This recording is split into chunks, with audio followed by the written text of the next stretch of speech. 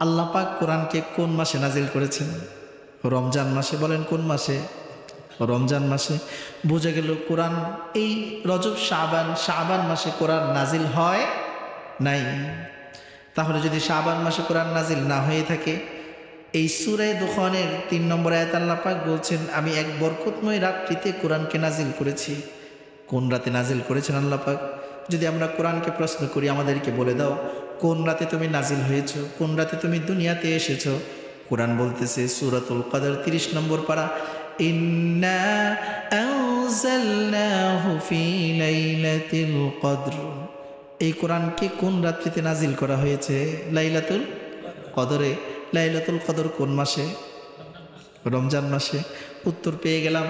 এই যে ইন্না আনজালনাহু ফি লাইলাতিন মুবারাকা, নিশ্চয়ই আমি এই কোরআনকে এক বরকতময় রাত্রিতে নাজিল করেছি। এর দ্বারা উদ্দেশ্য হলো, এর দ্বারা মাকসাদ হলো লাইলাতুল কদরের রমজানের রাত্রি।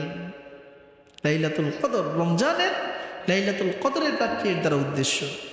তাহলে যেহেতু কোরআন থেকে তাফসির পাওয়া গিয়েছে, ফলে এর বাহির থেকে কোনো তাফসির গ্রহণ করার কোনো সুযোগ নেই।